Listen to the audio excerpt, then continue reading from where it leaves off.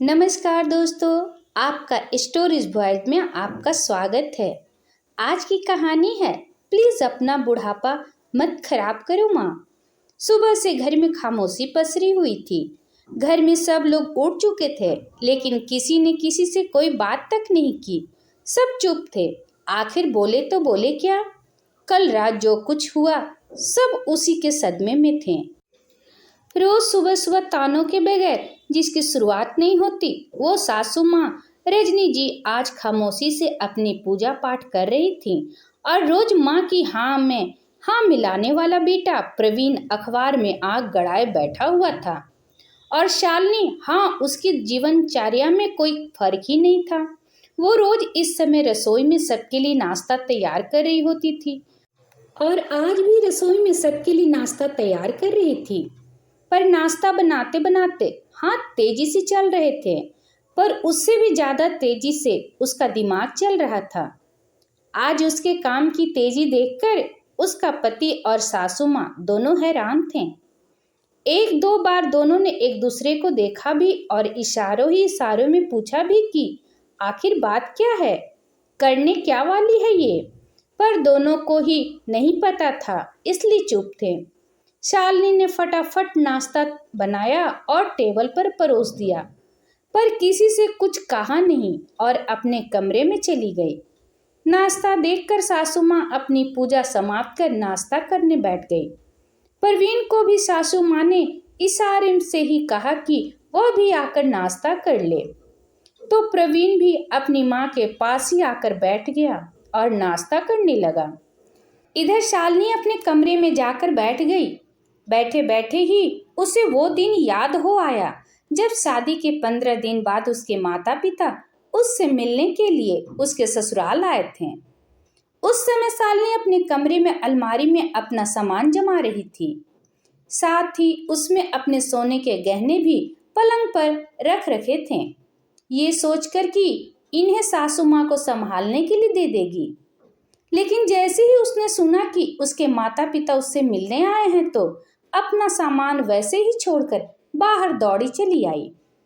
कुछ देर बाद उसकी ननद की बेटी, जो कि 5 साल की थी, वो खेलते खेलते उसके कमरे में आई और वहां रखे सामान से खेलने लगी। आखिर बच्ची ही तो थी। खेलते खेलते ही उसने हार उठा लिया और उसे बाहर लेकर आ गई।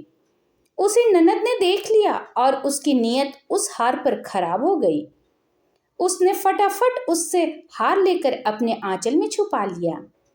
थोड़ी देर बाद शालिनी अपनी मम्मी को लेकर अपने कमरे में आई तो उसकी मम्मी ने टोका, शालिनी, तुमने गहने ऐसे कैसे रख रखे हैं?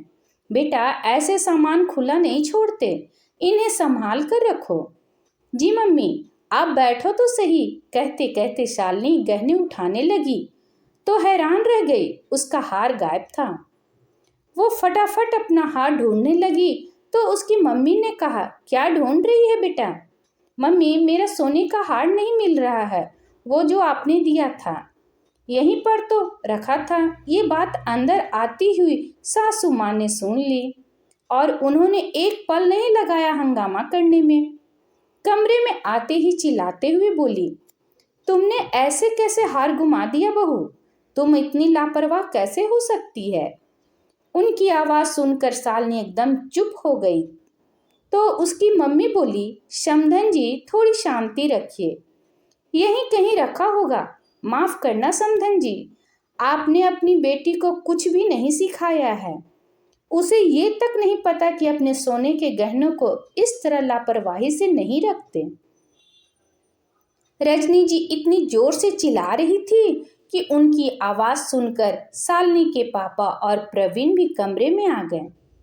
शालिनी की मम्मी ने हिम्मत कर रजनी जी से कहा, अभी थोड़ी देर पहले इस कमरे में बच्ची खेलते हुए बाहर आई थी, क्या पता उसने कहीं।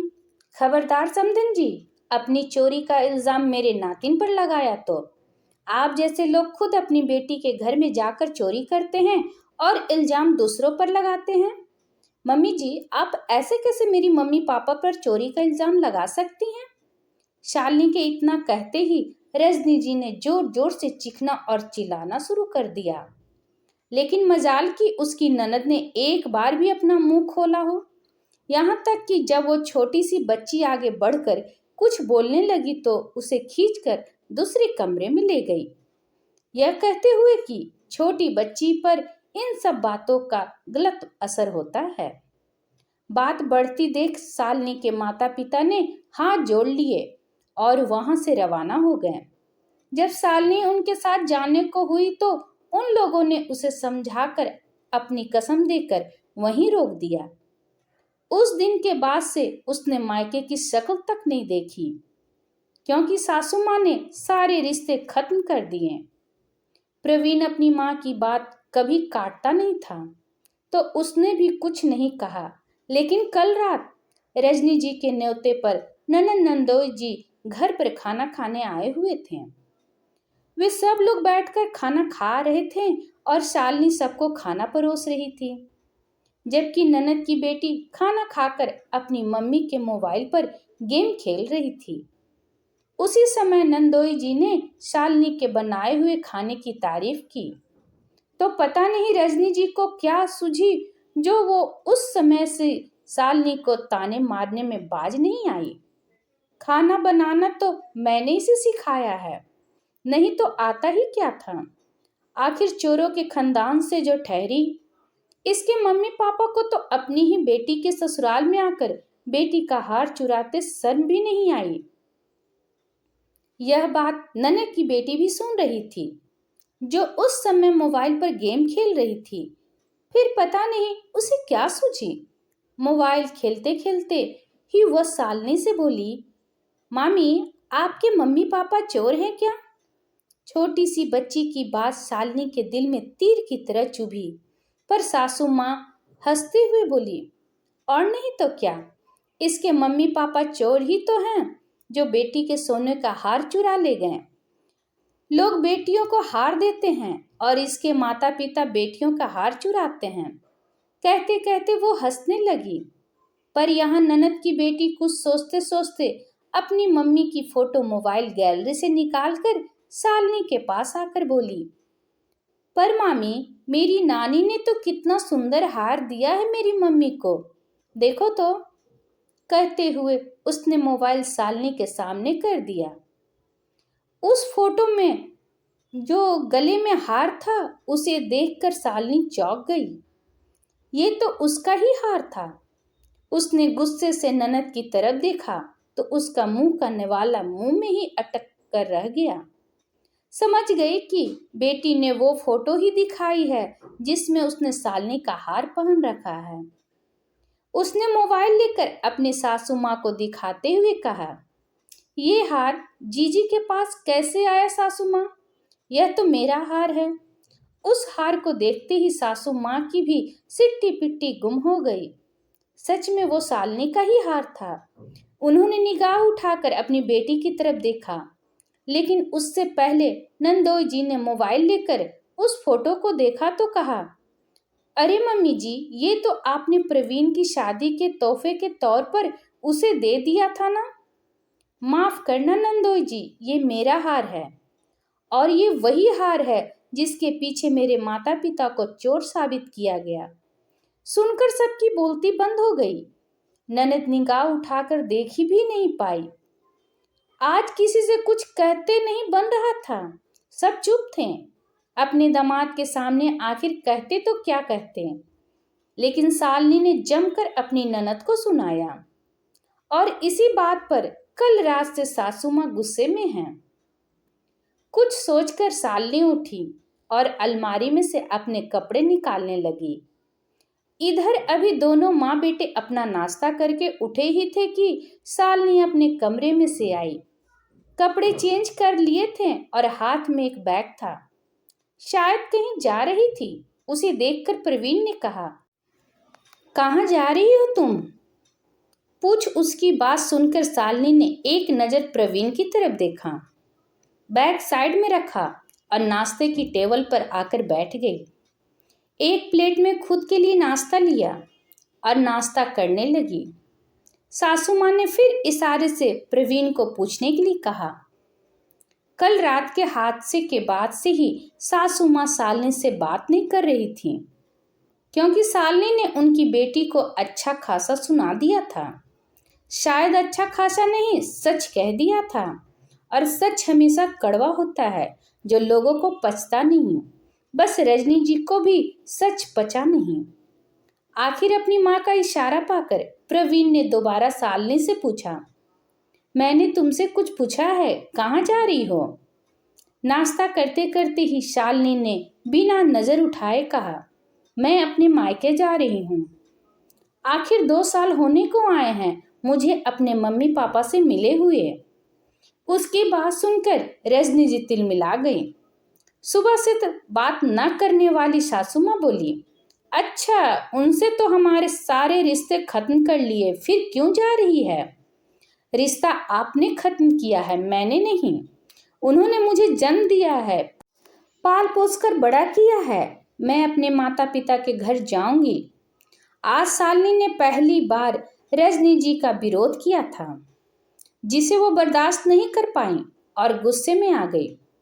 शालिनी के ठीक सामने जाकर खड़ी होकर चिल्लाते हुए बोली, आज बड़ा प्यार आ रहा है अपने माँ बाप पर, उनके लिए हमसे लड़ने को तैयार हो गई। भूल मत, तुझे पूरी जिंदगी इस घर में बितानी है।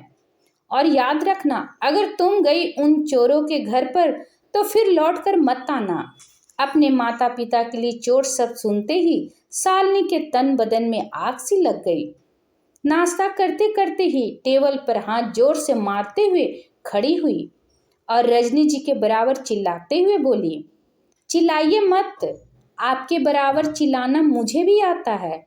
आपकी हिम्मत कैसे हुई मेरे माता पिता के बारे में इस तरह की बात करने की? चोर वो नहीं, चोर आपकी बेटी हैं।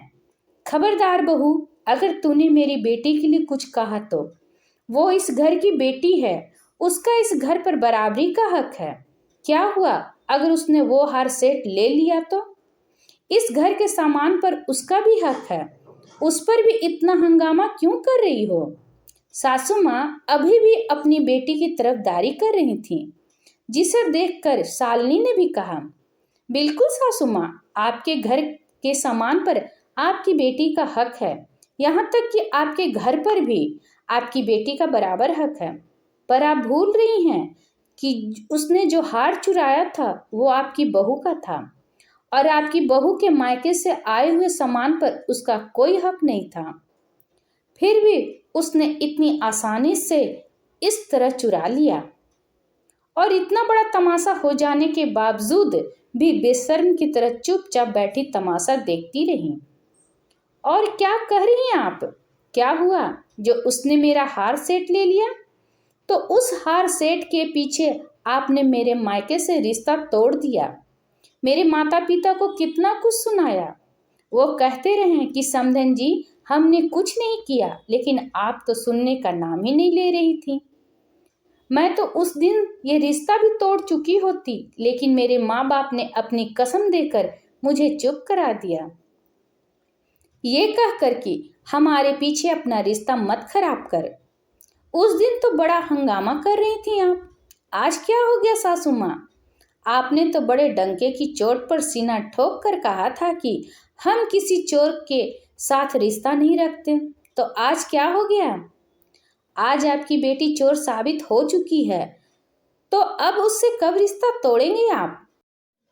अब की बार रजनी जी थोड़ा ठंडा पड़ते हुए बोली, बहू, वो मेरी बेटी है और खून के रिश्ते ऐसे नहीं तोड़े जाते। खून के रिश्ते? मेरा भी मेरे माता पिता के साथ खून का ही रिश्ता है। अब तो तब और अब में बहुत फर्क आ गया सासू माँ। तब मेरे मायके वाले थे और अब आपकी बेटी है। खुद की बेटी से रिश्ते तोड़ने नहीं बन रहे हैं और बहू के मायके वालों से रिश्ता तोड़ने में एक पल नहीं लगाया आपने। बस अब और नहीं, मुझे रोकने की कोशिश भी मत करना। जिस दिन अपनी बेटी से रिश्ता तोड़ लो उस दिन बोलना, कहकर शालिनी अपने बैग की तरफ बढ़ी और अपना बैग लेकर घर के बाहर रवाना हो गई। रजनी जी ने गुस्से से मोबाइल उठाकर बोली, इसके माता पिता को ही फोन करने दो। जब 2-4 खरी खोटी सुनेंगे ना तो अपने आप ही अपनी बेटी को अपने घर आने से रोक देंगे। कहती कहती उन्होंने प्रवीण की तरफ देखा तो प्रवीण ने भी हाथ जोड़ लिए। माफ करो माँ, मैं उस दिन भी कुछ नहीं बोला था, आज भी कुछ नहीं बोलूंगा। यहाँ शालिनी गलत नहीं है। आप अपनी बेटी के बारे में सुन नहीं पा रही हो, जबकि असल में चोरी उसने ही की थी। तो शालिनी से कैसे उम्मीद करे कि अपने माता पिता का अपमान सहकर वो चुप रह जाएगी। माँ, भगवान के लिए अपना बुढ़ापा मत खराब करो, कहकर प्रवीण जी अपने कमरे में चला गया। रजनी जी से कुछ कहते न बना, क्योंकि आज पहली बार बेटे ने भी पलटकर जवाब दिया था और रजनी जी के पास मोबाइल अब एक तरफ रखने के अलावा कोई चारा न था। क्यों बहू और बहू के घर वालों को ही हमेशा गलती ठहराई जाती है? इस पर आपकी क्या राय है, कमेंट करके जरूर बताइएगा। अगर पसंद आया तो प्लीज़ लाइक एंड सब्सक्राइब करना ना भूलें। इसी तरह और भी कहानी सुनने के लिए कृपया बेल आइकन बटन को दबाना ना भूलें। वीडियो देखने के लिए आपका बहुत बहुत धन्यवाद।